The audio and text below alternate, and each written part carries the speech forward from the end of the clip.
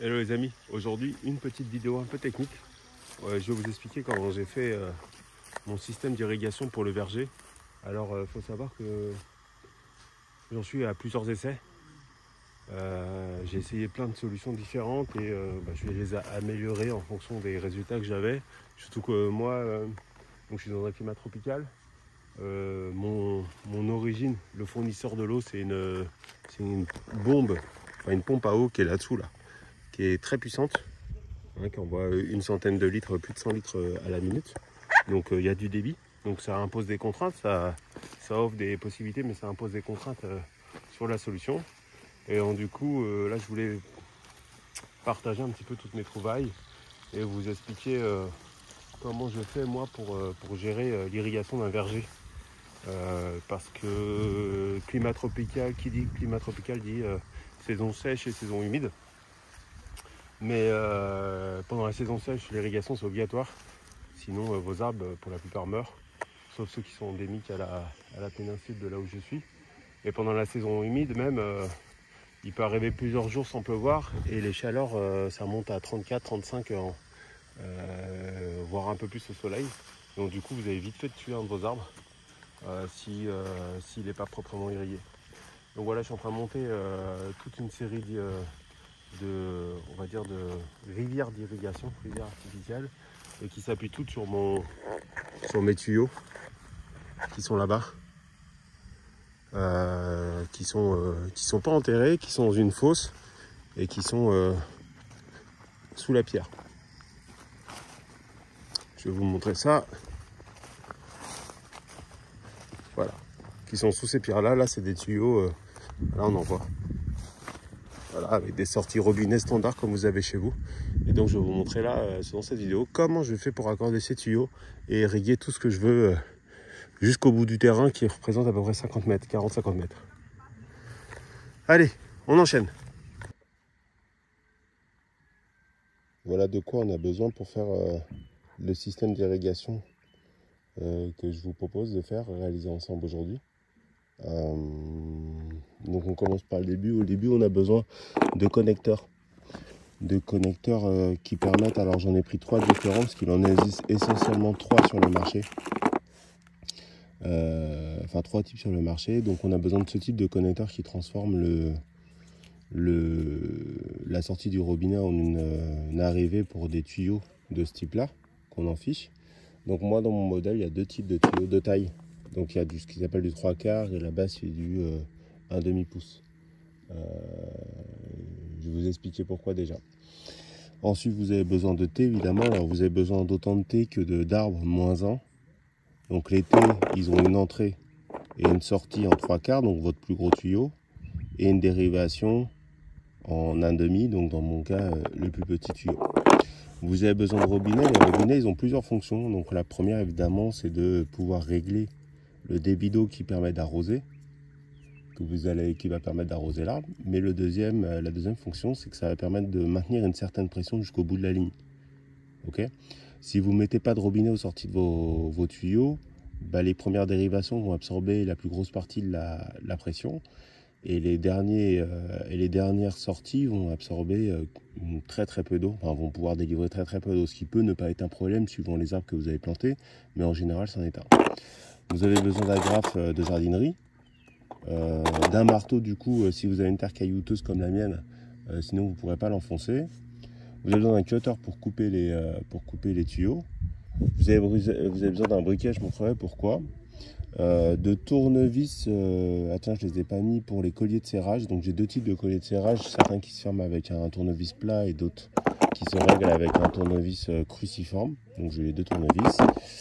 Et vous avez besoin d'un réducteur de diamètre, donc alors dans mon cas de 3/4 à 1/2, et on va voir ensemble pourquoi. Si vous voulez pas vous casser le dos, ayez une petite chaise pliante, ça vous sauvera la vie. Ça y est, je reprends, j'ai vissé l'adaptateur du robinet sur le robinet. Ici, j'ai mis un collier de serrage, le tuyau. Donc, qu'est-ce qu'il faut dire? Déjà, pourquoi? Il y a principalement 2 types d'adaptateurs. Il y en a ceux qui sont faits d'un seul tenant. Donc quand vous vissez, tout vient. Donc je vous déconseille fortement cela.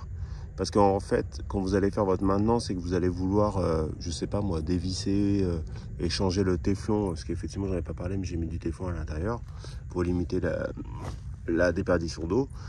Quand vous allez dévisser, le tuyau va tourner, va s'entortiller avec. Quand vous allez voir revisser, le tuyau va s'entortiller dessus. Et donc du coup, vous allez devoir démonter, enlever le collier de serrage et le tuyau. Et donc ça fait des manipulations en plus pour pas grand chose.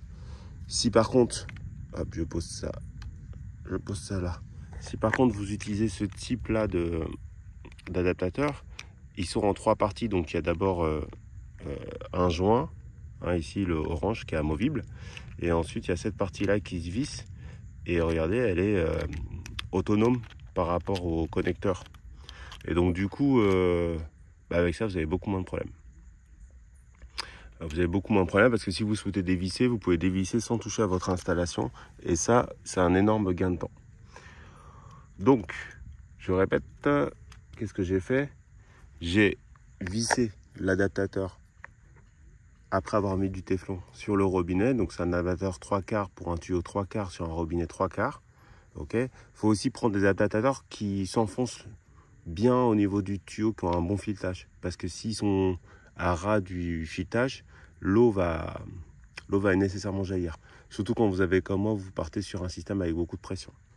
Ensuite, j'ai enfoncé le tuyau, évidemment. Avant d'enfoncer le tuyau, j'ai mis le collet de serrage dans le tuyau. Ensuite, je l'ai serré au maximum parce que là, c'est le point où il y aura le plus de pression sortie. Donc l'étape d'après, c'est de dérouler le tuyau, hop, et de faire ma première dérivation, puisque mon premier trou de plantation se trouve ici. Donc là, je mets ça, le tuyau là, je vais le couper, mettre mes tés, et je vous reprends ensuite.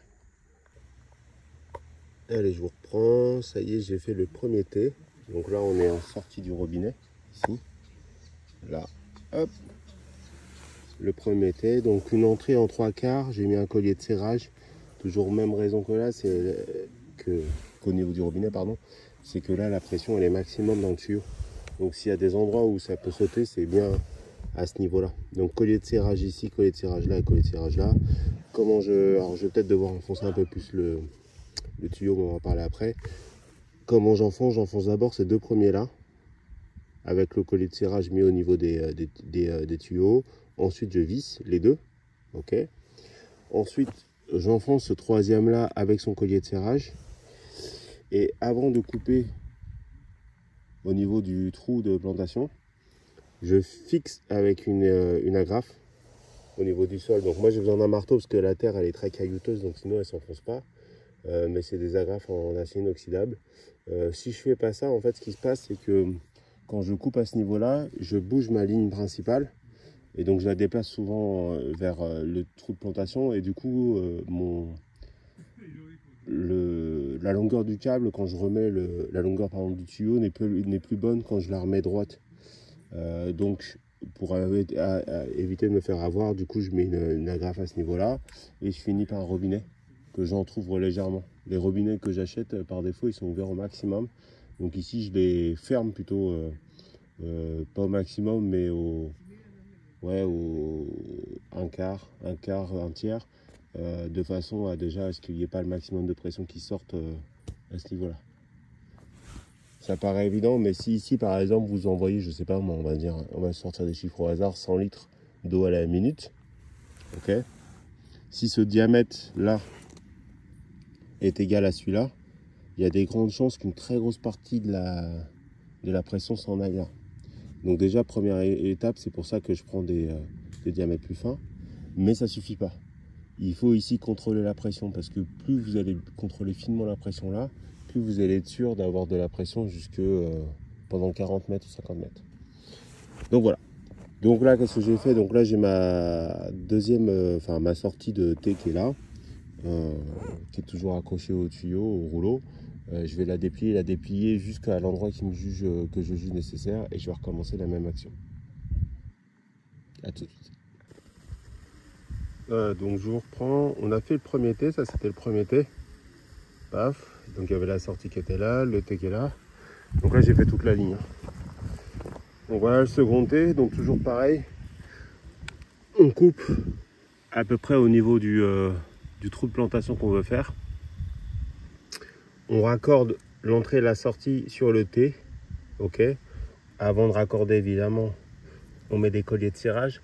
Alors les colliers de serrage, on a surtout besoin, je dirais, pour les 4-5 premières sorties. Après, la pression, elle est tout à fait raisonnable, donc normalement les tuyaux tiennent. De toute façon, moi j'en avais plus. Donc là, collier de serrage, collier de serrage. Là, mon tuyau de demi. Donc il est important, d'abord je l'enfonce autant que je peux. Ensuite, je fixe la graffe spéciale jardin. Et je coupe au bout.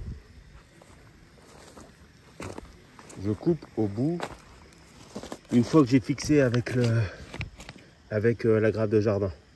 Comme ça, je suis sûr d'avoir la bonne longueur de tuyau et que ça ne va pas bouger en fonction de la ligne principale.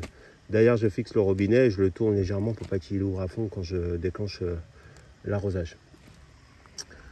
Donc voilà, donc là j'ai fait ça sur le 1/3. Pareil.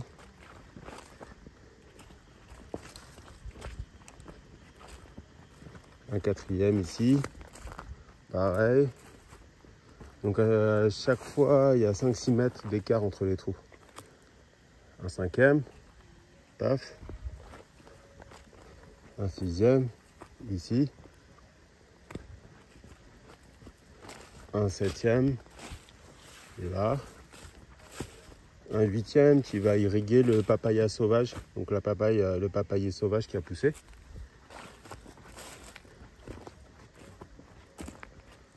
Et un 9e trou ici. Et vous vous souvenez, au début, je vous ai parlé d'un réducteur de tuyaux. Donc moi, 3/4, un demi-pouce.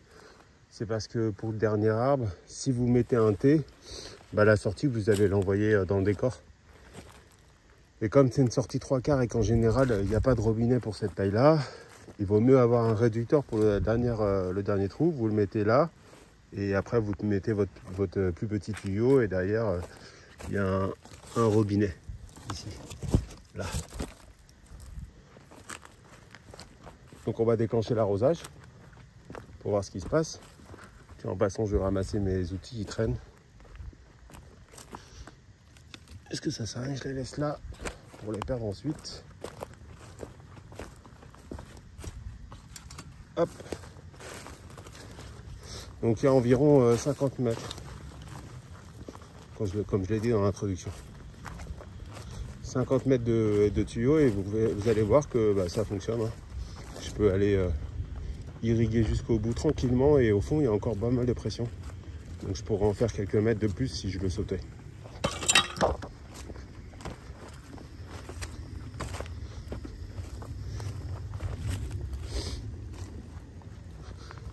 Oh voilà. Allez, c'est parti. Donc on entend l'eau. Là ça sort. J'ai fait quelques essais avant évidemment. Donc vous verrez des fois vous aurez à régler vos colliers de serrage parce qu'ils sauteront. C'est que vous les avez mal mis ou vous les avez pas assez vissés. Regardez l'eau là. Hop.